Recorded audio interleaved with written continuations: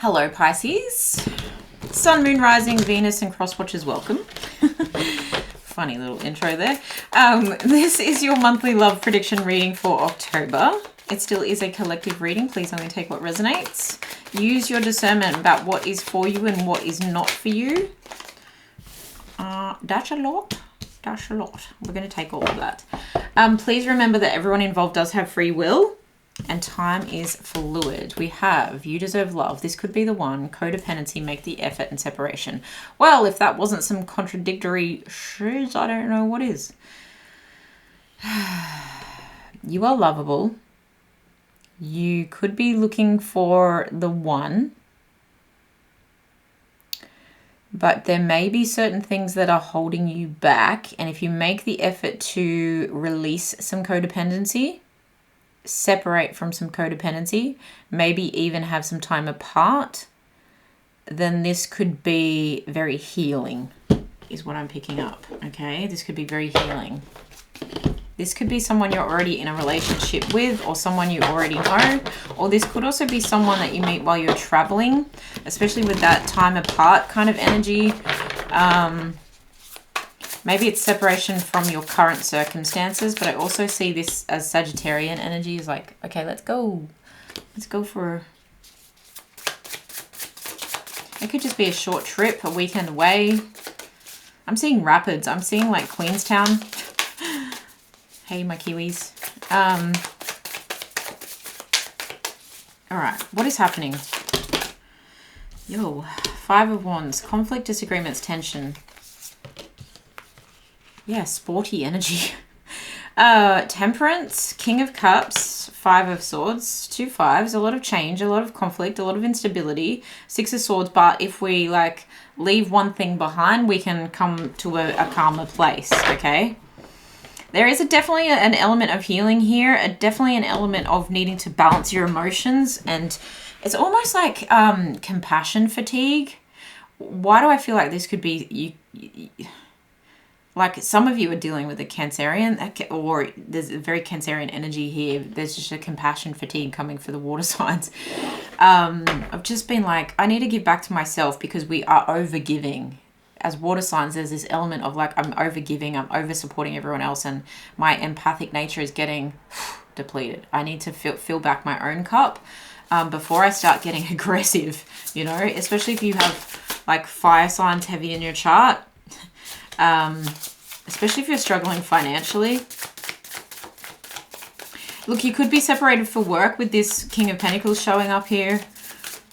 And it's like if someone's coming home, they're coming home with accepting lessons, okay, and leaving the past conflicts behind, past competitiveness even behind, and trying to have a bit more self-control.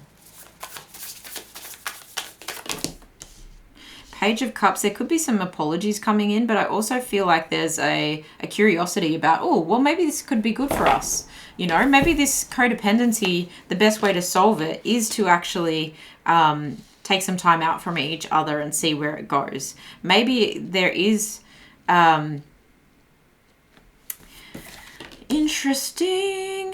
Maybe for some of you, you're like, do you know what? I do want to separate from my person, or I do want to separate from my current circumstances. There may be a codependency on location affecting your love life, but there could also be a codependency on possible, like, I want to say third party, like sneaky energy, because I feel like with this 7 of Swords and 2 of Swords, it's like I got caught out, or someone got caught out, and that now someone needs to like dip. It's the end. I need to go. Stalemate. There's no winning in this situation. Even if someone does apologize, for some of you, if there's a confession or a regret here, look, for some of you, I think if there's separation distance-wise for work, this person or you, whichever way it goes, gets a new perspective, comes through with an apology while they're away, but also kind of says, I regret what I did was wrong. I regret not being there for you more. I regret focusing on work so much because now I actually miss you. And I want to come to a conclusion. There's a conclusion here where it's like, I'm no longer in denial about my behavior, and I know I need to change it. And I'm willing to work on it if you will trust me again. Because the Two of Cups in reverse is talking about broken trust, and it can talk about separation completely. So it's some time apart. And it's like, all right, well, if we work at this slowly and we're pragmatic about it, we could actually have something where we could turn this around. What's at the bottom of the deck? Queen of Pentacles. Yeah, I feel strongly that if this is you on the receiving end of this apology and this regret and this, I'm willing to work on this energy, then you're like, okay, show me. And your King of Pentacles might come through with gifts, might come through with giving back to you in other ways where you have been giving so harmoniously and tranquility, and you've been giving of your emotional maturity and your balance, and you've been there for this person and they really realize what you have given. It may not have been money, but it's been, for some of you, it's been a lot of support, a lot of compassion, and you've got compassion fatigue. And so you're like, okay, well, bring something to the table here, bring something back to the table. And I get a sense of caring coming back from this person, a softening coming from this person. Okay, take it out however it resonates for you. What else is at play here in love in October for Pisces? There's a sensibility to this, there's a maturity to this, all of it. You can have arguments and clashes and have like moments of ego maturely. And you can have separation maturely. It depends on what the wrongdoing was and whether amends can be made. Especially if someone felt like they were unworthy of love, there was imposter syndrome, or especially if someone was heavily in imposter syndrome while they were doing the most at work, and so they were kind of being taken advantage of because they felt like they needed to prove themselves so much.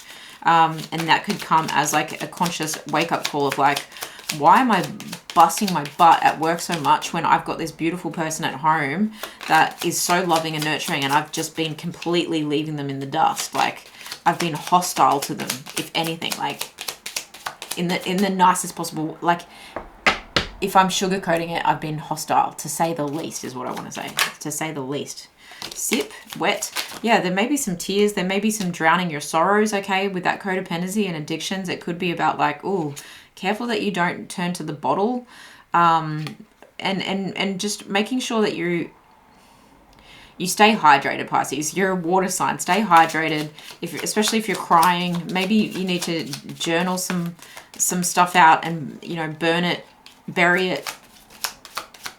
Process your emotions, tend to your garden, tend to yourself, tend to those beautiful big hearts, okay? Temper your emotions, balance yourself, heal yourself, and then let this person take the lead. There's something about like push-pull, so you pull back and it gives them the space to step up and take the lead. Yeah, this will turn night into day if you allow it. But also, if this is separation completely from someone, and you're like, oh, I don't want to dip too far into being too social where I'm drinking all the time. I need to keep a track of that. There may be a tracker here. And it's like, lead yourself first, elevate yourself, and you might even find someone at work who is a good match for you.